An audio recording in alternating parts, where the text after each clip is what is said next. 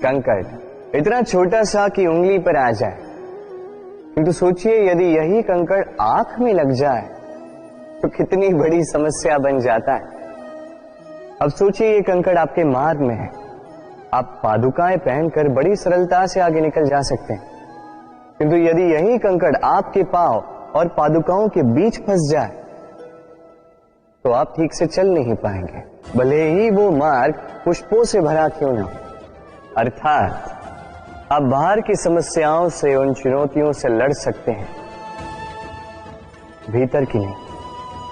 भीतर की समस्याओं से लड़ना अत्यंत कठिन होता है, इसलिए सर्वप्रथम आप भीतर से शक्तिशाली हो जाइए, भीतर से पूर्ण हो जाइए, फिर आप इस संसार के समस्त समस्याओं और चुनौतियों से लड़ सकते हैं, आप विजयी हो सकते हैं। राधे राधे। प्रेम, ये प्रेम इस संसार में किसे नहीं भाता, हर किसी ने प्रेम का अनुभव किया ही, हर कोई जानता है ये प्रेम कितना सुंदर है, क्यों ना। ये प्रेम भाव इस संसार में सबसे शक्तिशाली भाव। अब हर शक्ति के साथ आते हैं कुछ उत्तरदायित्व। अब जैसे ही ये उत्तरदायित्व तो हमारे जीवन में आते हैं, हम सर्वप्रथम प्रेम को भूल जाते हैं, फिर हमें ये प्रेम, ये बोझ लगने लगता है। किंतु इस संसार का सत्य तो यही, हर प्रसन्नता के साथ उत्तरदायित्व आएंगे जिसका पालन हमें करना ही होगा। अब यदि मैं आपको उदाहरण दूं, आपके बगीचे में आप चाहते हैं कि एक सुंदर सा पुष्पों से भरा हुआ वृक्ष आए, तो सर्वप्रथम उसके लिए आपको जल और धूप का आयोजन करना होगा, उसके जड़ों पर दीमक ना लगे ये आपको सुनिश्चित करना होगा, उसके आसपास उगी खरपतवार वो आपको हटानी होगी, उसी के पश्चात तो आपके उस बगीचे में वो सुंदर पुष्पों से भरा वृक्ष आएगा। क्यों? इसी प्रकार होता है प्रेम भी। सर्वप्रथम आपको इसमें समर्पण का खाद जल डालना होगा, अविश्वास और संदेह, इसकी खरपतवार आपको हटानी होगी, और विश्वास की ये जड़ें कभी न दुर्बल पड़े ये आपको सुनिश्चित करना होगा। उसी के पश्चात प्रेम का वास्तविक सुख आप अनुभव कर पाएंगे। राधे राधे। प्रेम, प्रेम क्या है सभी जानते हैं। सामान्य रूप से ये प्रेम आकर्षण से प्रारंभ होता है और इसमें कुछ भी बुरा नहीं है। महत्वपूर्ण बात यह है कि इस प्रेम का लक्ष्य क्या है, जिससे आपने प्रेम किया उसे पा लेना या ना पाने के कारण स्वयं को विचलित कर इस संसार से मुख मोड़ लेना। यदि कोई इन दोनों विकल्पों में से कोई एक चुनता है तो आपको बता दो, ये दोनों ही प्रेम का अंत है। प्रेम का असली अर्थ है समर्पण, संपूर्ण निस्वार्थ समर्पण। ऐसा प्रेम जिसमें जिनसे आपने प्रेम किया उसको पाने की प्रसन्नता आपका लक्ष्य नहीं है, जिनसे आपने प्रेम किया उसे प्रसन्न करना आपका लक्ष्य हो। ये प्रेम ईश्वर है, किंतु यदि इस प्रेम में पूर्णतः समर्पित नहीं होंगे तो इस प्रेम में एक आकार नहीं हो पाओगे। किंतु यदि इस प्रेम में स्वयं को पूर्णतः समर्पित कर दिया तो समझो इसी प्रेम में आप ईश्वर पाओगे। राधे राधे। सम्मान, संबंध दोनों एक दूसरे के साथ ऐसे जुड़े हैं जैसे दीपक और बाती। ना कोई कम है ना कोई अधिक, दोनों का अधिकार समान होना चाहिए। जैसे पति पत्नी का संबंध, अब इसमें पति का अर्थ स्वामी नहीं, साथी। उसका कर्तव्य है साथ देना, आदेश देना नहीं। और ये संबंध सहकार से बनता है, अधिकार से नहीं। हाथ बढ़ाने से बढ़ता है, उंगली उठाने से नहीं। यदि इस संबंध में एक दूसरे का मान रखोगे, एक दूसरे का सम्मान करोगे, तभी ये संबंध बढ़ेगा, तभी ये संबंध अभिमान योग्य बनेगा। राधे राधे। सूर्य की किरणें कितनी दिव्य होती हैं ना। प्रतीत ही नहीं होता कि ये सूर्य रात्र भर अंधकार से जूझ रहा था। ये सूर्य प्रतिदिन उदित होता है, ये भुलाकर कि पिछली सांझ में ये डूब गया था। फिर से उदित होता है, सारे संसार को प्रकाश देता है। यही अंतर है हम में और सूर्य में। सूर्य बीती को बिसार कर आगे बढ़ता है, हम प्रतिदिन भोर में उठते हैं, वही पुरानी बातों को साथ लेकर चलते हैं, उसी कड़वाहट में स्वयं को लपेट लेते हैं। अब यही बीती बातों की श्रृंखला हमें जीवन में आगे बढ़ने ही नहीं देती। देखिए, यही जीवन है। भूल सबसे होती है, अपयश सबको मिलता है, सबकी यात्रा में असफलता लिखी है, सभी बुरे दिन देखते हैं। किंतु इन सारी बातों को भुलाकर जब जीवन में आगे बढ़ोगे, तभी तो इस संसार में, इस आकाश में सूर्य बनकर चमकोगे, तभी तो इस संसार को प्रकाश दोगे। इसलिए प्रतिदिन जागिए, एक नए जन्म के साथ, एक नए उत्साह के साथ, एक नए लक्ष्य के साथ। क्योंकि ये बीती बातें आपको पीड़ा देने के लिए नहीं, केवल शिक्षा देने के लिए होती हैं। राधे राधे। नवरात्रि का पर्व आरंभ हो चुका है और ये पर्व अत्यंत भव्य है, क्योंकि ये पर्व जगत माता से जुड़ा है। मां कितना छोटा सा शब्द है, किंतु ठीक से देखो तो समस्त संसार इसी शब्द में समा है। मां जो अपनी संतान के लिए हर संभव प्रयास करती है, कुछ भी करने के लिए सज्ज रहती है। मां जिसका सबसे बड़ा गुण निश्चलता, मन में ना कोई पूर्वाग्रह, ना कोई भेदभाव, ना कोई छल कपट, और इतनी भोली होती है मां। संतान भले ही झूठा रो दे, मां को लगता है कि कदाचित वास्तव में भूख लगी होगी। मां चाहे जन्म देने वाली हो, चाहे पालने वाली, स्वर्ग, ये स्वर्ग हमें मां के चरणों के नीचे ही प्राप्त होता है। इसी मां को हमारा शत शत प्रणाम। राधे। सहनशीलता मां का दूसरा सबसे बड़ा गुण। कहते हैं कि धरती से अधिक सहनशील और कोई नहीं। उसे खोदने के पश्चात भी धरती हमें फसल देती है, किंतु मां, ये मां धरती से कम सहनशील नहीं। तनिक सोचिए, 9 माह तक संतान को अपनी कोख में रखना, क्या ये सहनशीलता कोई पुरुष दिखा सकता? क्या ये सहनशीलता कोई पिता दिखा सकता है? स्त्री में शील भले, सहनशीलता की परिभाषा उसे मां बनने के पश्चात प्राप्त होती है। स्वयं का अस्तित्व भुलाकर संतान का अस्तित्व बनाती है। शिशु की लात खाकर भी आनंद से उसे दूध पिलाती है।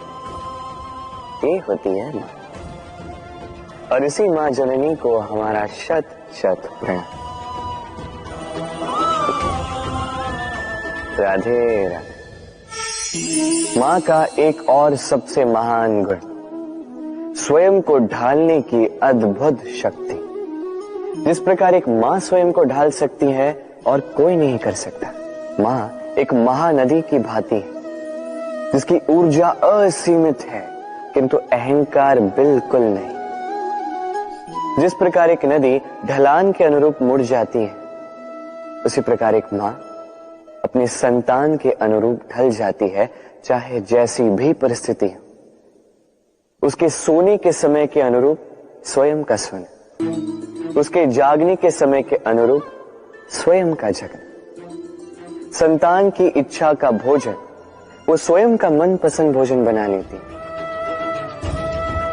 ये मां का आंचल ही तो है जो धूप में छाप बनकर आता है, जो शीत में कंबल बनकर आता है।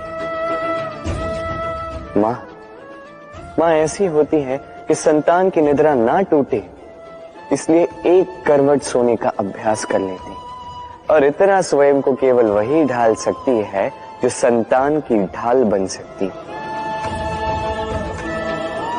इसी मां को हमारा शत शत नमन। राधे राधे।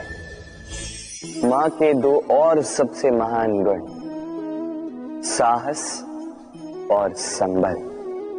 साहस ये कि वो अपने संतान के लिए कुछ भी कर सकती, और संबल ये कि वो अपनी संतान को कभी टूटने बिखरने नहीं देगी। तनिक सोचिए, जब भी आपको चोट लगती है, चीख से पूर्व मां का नाम मुख में क्यों आता है? तनिक सोचिए, जब आपको बल की आवश्यकता होती है, साहस की आवश्यकता होती है, आगे आप अपना मार्ग देख रहे हैं जो अत्यंत कठिन प्रतीत हो रहा है, तब मुख से मां की ही शपथ क्यों निकलती? क्योंकि मां ही है जो हमें साहस देती है, मां ही है जो हमें सहारा देती है। मां जानती है कैसे हमारी उंगली पकड़ के हमें चलना सिखाना है। मां ये भी जानती है कि कैसे कान पकड़ के हमें उचित मार्ग पर लाना है। इसी साहसी मां को हमारा शत शत नमन। राधे राधे। कभी आपने सुना है, हिरणी सिंह से बचने के स्थान पर उससे जाके लड़ पड़ी। हिरणी ने सिंह पर आक्रमण कर दिया। कभी सुना है? कभी नहीं। किंतु ऐसा हो सकता है, ऐसा होता भी है, और ये होता तब है जब हिरणी के शावक संकट में हो। जब उन्हें सिंह से प्राणों का संकट हो, तब हिरणी भी आके सिंह से लड़ पड़ती है, उससे भिड़ पड़ती है, क्योंकि वो मां है और मां अपनी संतान के लिए कुछ भी कर सकती है।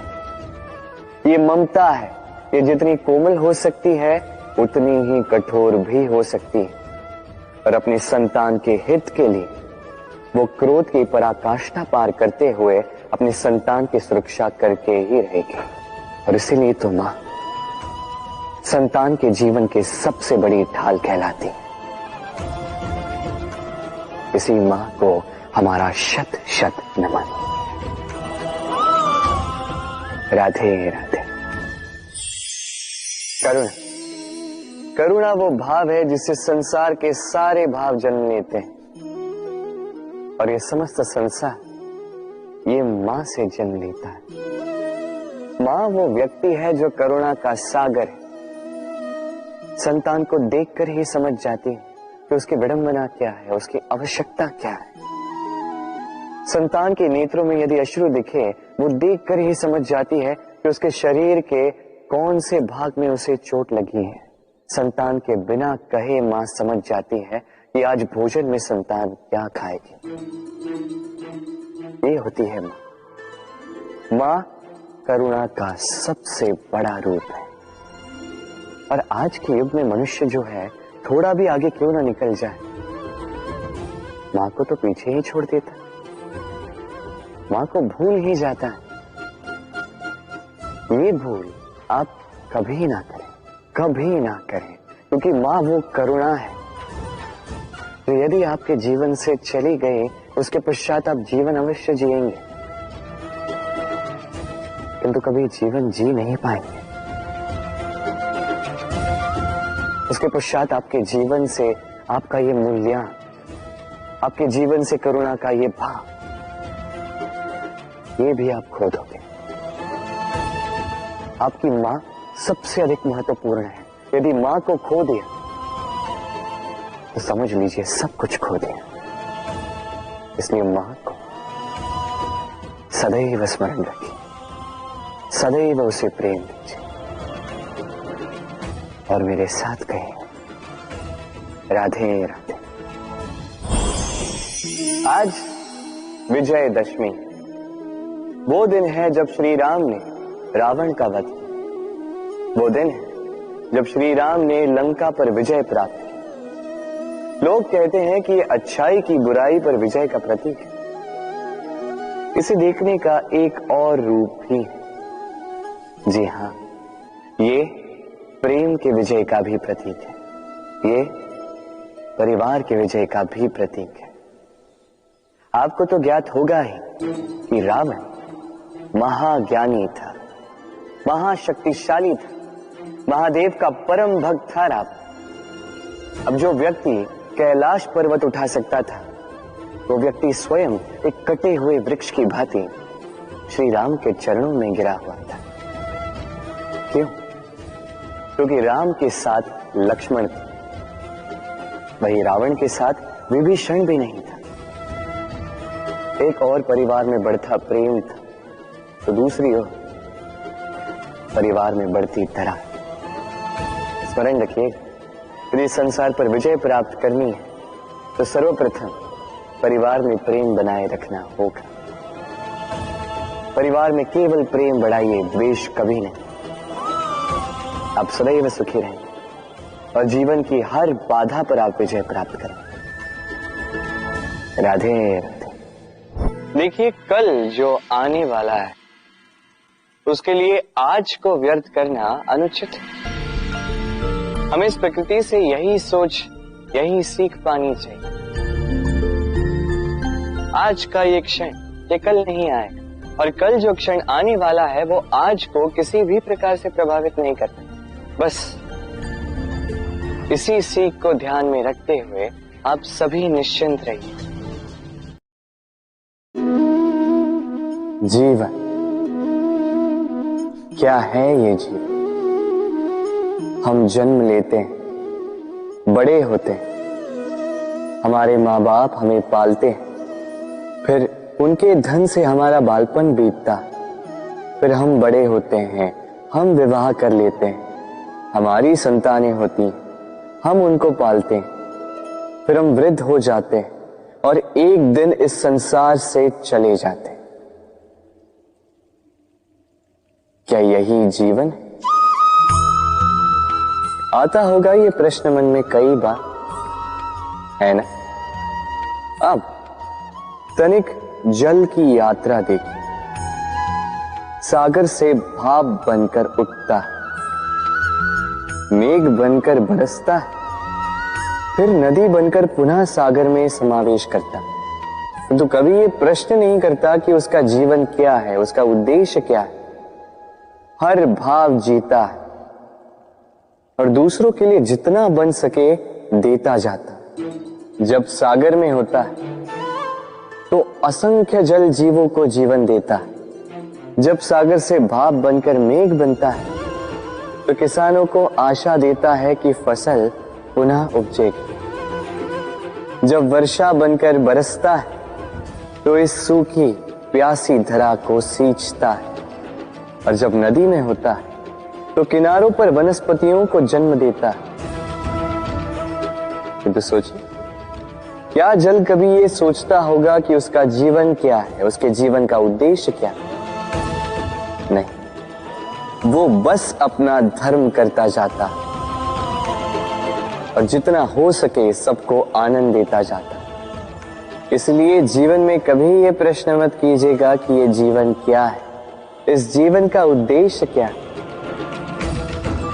बस इस जीवन को जिए और जितना हो सके उतना सबको आनंद दे।